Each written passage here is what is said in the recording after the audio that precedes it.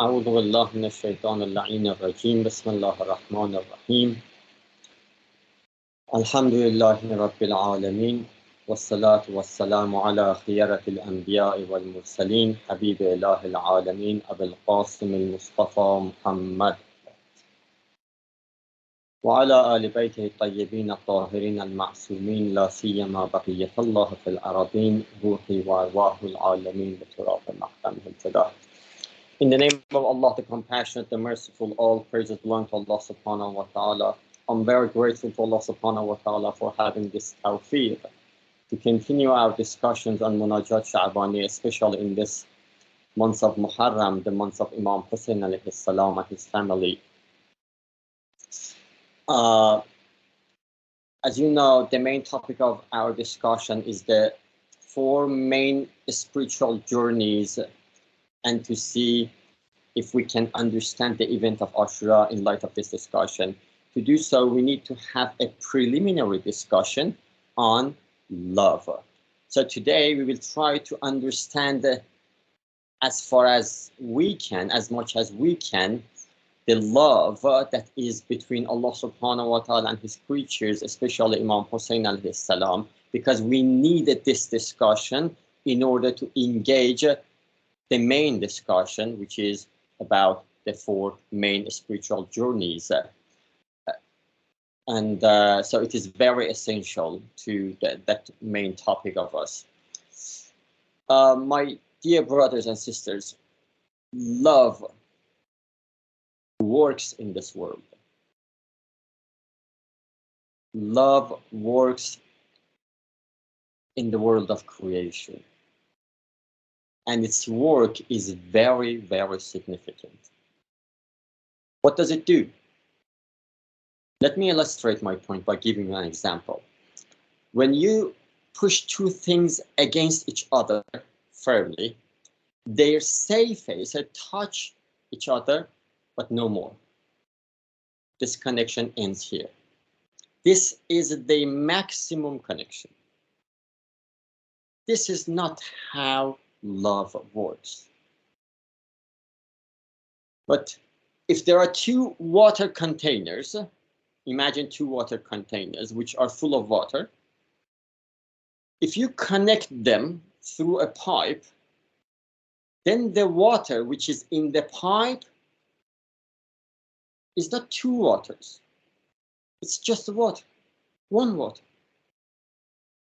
If you put a drop of blood in one water container, okay, the water of the other container also becomes najis and polluted.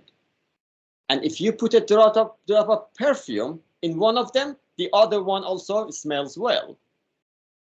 This is how love functions, what love does. It brings unity. Love is a spiritual and immaterial connection. It connects your soul to what you love. Our ahadith are full of the warnings about being careless about what we love. And that is because of the functionality of love that brings unity. In our ahadith, we read that if one chooses the lifestyle of a group of people, even in dress code, he or she will be one of them, for he or she loves their lifestyle. This is not an artificial or mental construct. This is because of the real functionality of love. To the extent that you love goodness, you belong to it. To the extent that you dislike it or hate the badness, let's say, you are away from it. That's why we read in a hadith that هل الدين إلا الحب? Is religion anything other than love? and hatred. Why? Because love brings unity, and hatred is against love. When you dislike, the absence of love is hatred. Allama Tabatabai Rizwanullah Ta'ala has a very interesting discussion. He says that the real territory of Islam is as far as a Muslim lives. Why? Because he or she loves the virtues and believes in the beliefs and teachings and goals of Islam. So he or she belongs to this community. This is also true about Christians, the follower of other religions, and as well as non-believers. So the most fundamental feature of love is that it brings unity. The more love is there, the more unity is there. The more love you have for Imam Husayn alayhi salam, the more unity you have with him. On the other side, if you love a corrupted person, to the extent that you love him or her, you are united with him or her. In Muharram, we develop our love for Imam Husayn alayhi salam. Don't we? Okay? And we should hope that we can keep this love till the end of Muharram. And it is very important. Sometimes we lose some degrees of this love that we have developed during the Muharram because of some na'udhu sins that we might perform. Okay? So this love can be increased or decreased, and as a result, the unity which it brings for us with our beloved can be subject to change. Imam Husayn alayhi salam, before he starts his journey to Karbala, says that I am seeing my beloved ones being slaughtered in Karbala. He said, it is as if I am the one whose body is falling apart.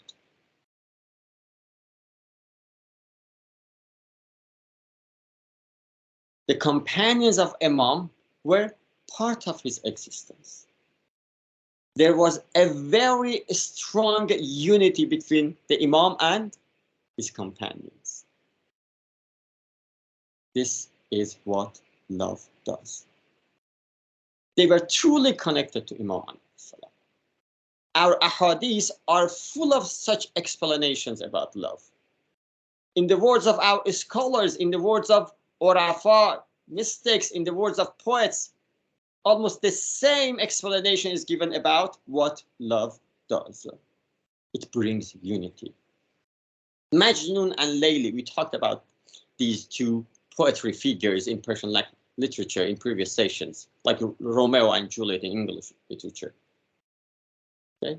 In one of the stories that we read about them, it is said that when some people wanted to draw some tattoos on the body of Majnun, the male, okay, he said, please do not do it. They asked him, are you afraid of the pain of needle? He said, no. I am filled with Layli, a female. I am full of Layli. If you stick a needle in me, it will stick in Layli. Love connects people together to this extent. It makes them one.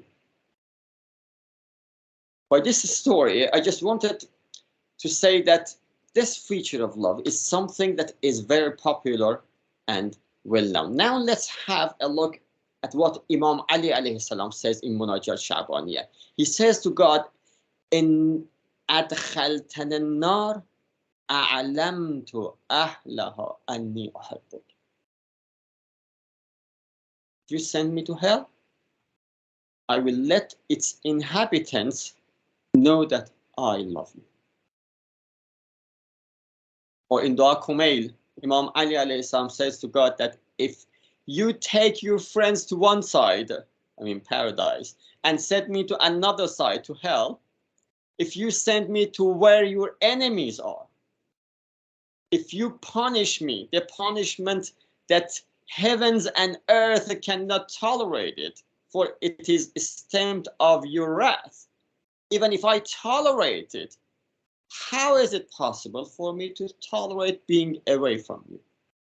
How can I tolerate being without you? Do you see what love has done to Imam Ali alayhi salam? The only thing that Ali ibn Abi Talib cannot tolerate is being away from Allah subhanahu wa ta'ala. He cannot even imagine it. That is why he said that if you allow me, I will say out loud that I love you. It means that while receiving those punishments, I will not utter a word of complaint about the suffering, nor sigh, or anything else. I would just let others know that I love you. This is the only thing that people would hear from me.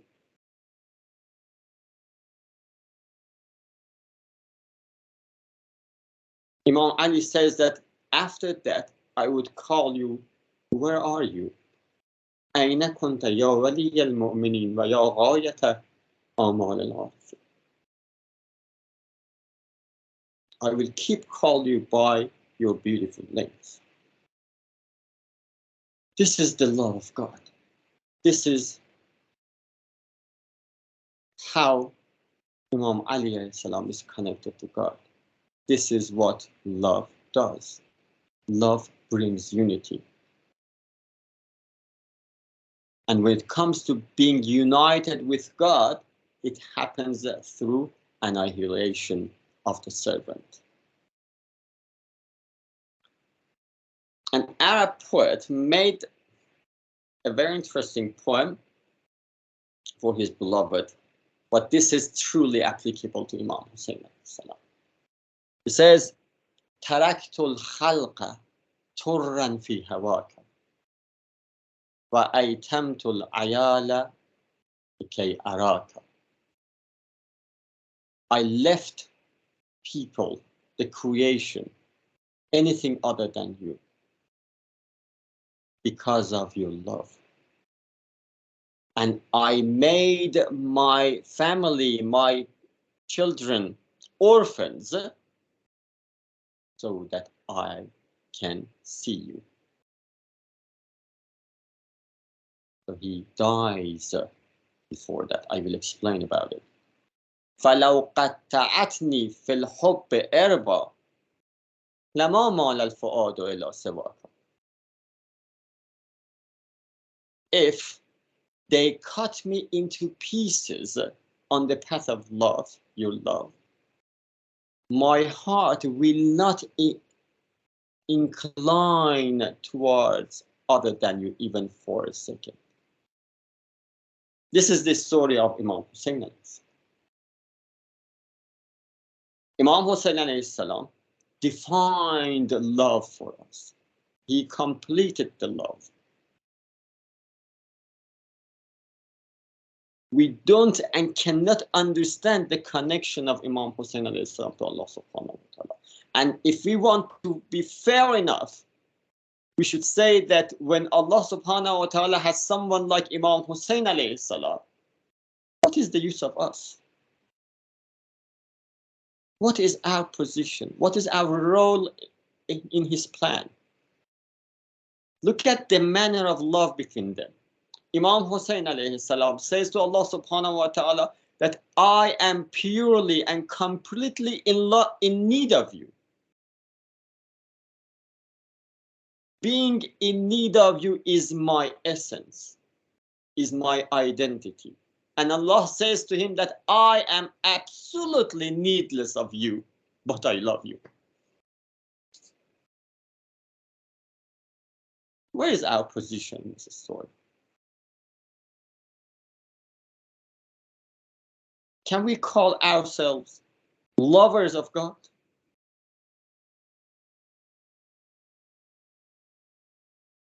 Do we even understand? Do we have any understanding of such a love between Allah subhanahu wa ta'ala and Imam Husayn alayhi salam? Some people thoughtlessly say that I worship God for the love of God. They even don't know what the love is. How can you talk about your love for God where there is a love like the love of Imam Husayn alayhi salam for God? Of course, we have love for God, but this love is so little that we cannot even talk about it. We worship God, if we do, for our needs in this world, to be safe. Or some people, for higher reasons, such as being rescued from the hell or going to the heaven and being benefited, to take benefit from all those blessings which are provided for believers. But who can say to God that the only thing that I am worried about, the only thing that I am worried about being in the hell is being away from you? Who can say this other than Ahlul Bayt? This is the love for Allah. Okay. We talked a little about what love does and how it brings unity. If we contemplate on this teaching of Ahlul Bayt on love, we can understand a little about the relation between Imam Husayn alayhi salam and Hazrat Abul Fazl Abbas alayhi salam. Their relationship between these two wasn't like the relationship between ordinary people. The relationship between these two wasn't like the relationship between extraordinary people either. Why? Because there were not two people. Abbas was filled with Imam Husayn alayhi salam. He was full of Imam Husayn alayhi salam. There was no Abbas. There was only Husayn.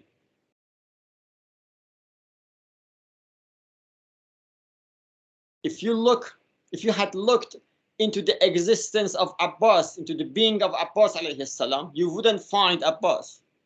All of him was Husayn. Imam Sadiq alayhi salam says, Kana ammun al-Abbas nafid al-basira.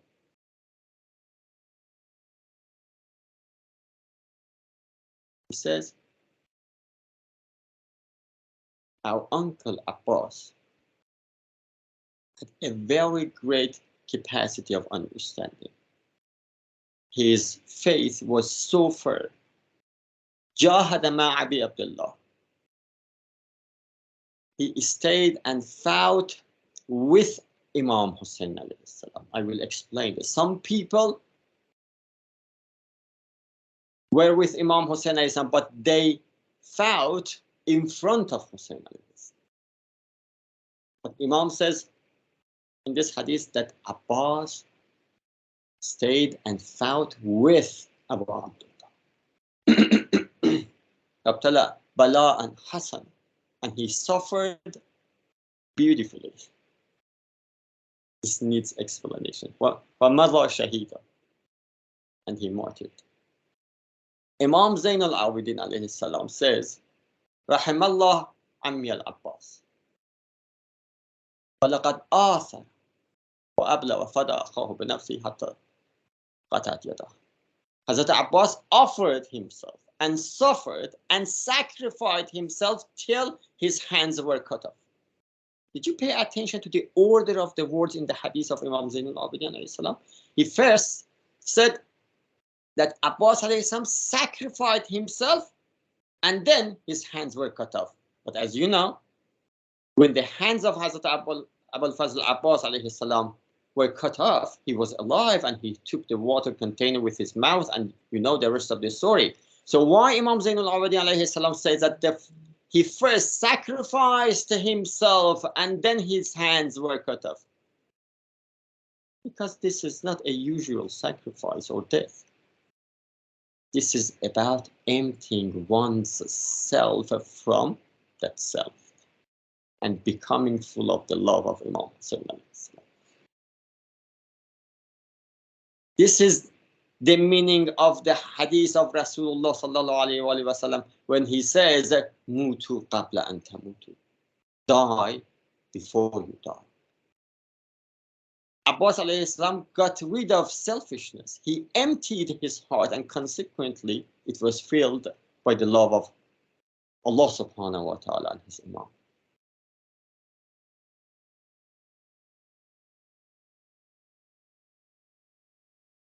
If you study about the event of Ashura, you will see that Abbas alayhi salam didn't fight, never fought, unless when he received permission from Imam Husayn alayhi salam to bring water, not to fight. He was standing all the time next to Imam Husayn alayhi salam. Even when he went to bring water, Imam Husayn alayhi salam and Abul Fazl Abbas together went towards the river, but the enemy blocked the way of Imam Husayn alayhi salam on a hill by throwing arrows, and very painful story. But Qamar Bani Hashim, Abul Fazl Abbas went to the river and reached the river. This much unity was between Imam Husayn alayhi salam and Abbas, in a manner that Abbas was filled with Husayn alayhi salam. In one of the sessions that we had on MunajatSha'baniyah, I said that the famous understanding about what Abul Fazl Abbas did next to the river, I mean, he didn't drink from the water, is that he remembered the thirst of Imam Husayn alayhi salam, and for the love he had for Imam Husayn alayhi salam, he didn't drink. Then I quoted another interpretation, which says that Abul Fazl Abbas didn't drink from water, for he didn't have permission from Imam Husayn alayhi salam to drink water.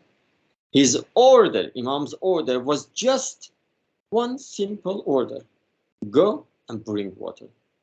And it didn't include drinking water. And because Abul Fazl Abbas was the best example of a follower who follows his Imam, he acted exactly according to the order of Imam and performed no more, no less action than what he was supposed to do. Today, in light of this discussion that we had, we can have a deeper understanding of what really took place at that juncture moment next to the river. There was no Abbas. Abbas was filled by Hussein. His will was the will of Hussein. His decision was the decision of Hussein. He did what Imam Husayn alayhi salam wanted. Imam Husayn alayhi salam was supposed to be murdered while he was thirsty, so was Abbas.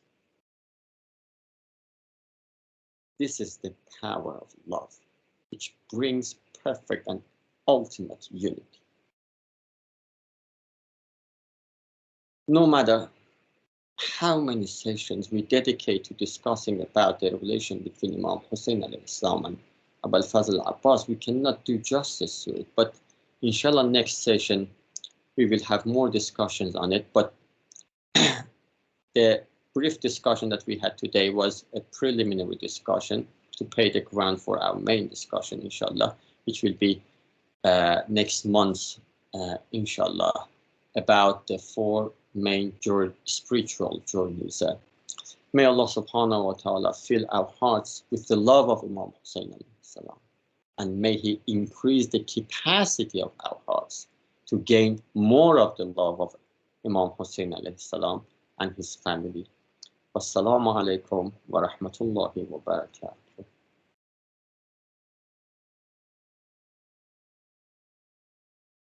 Jazakumullah khair.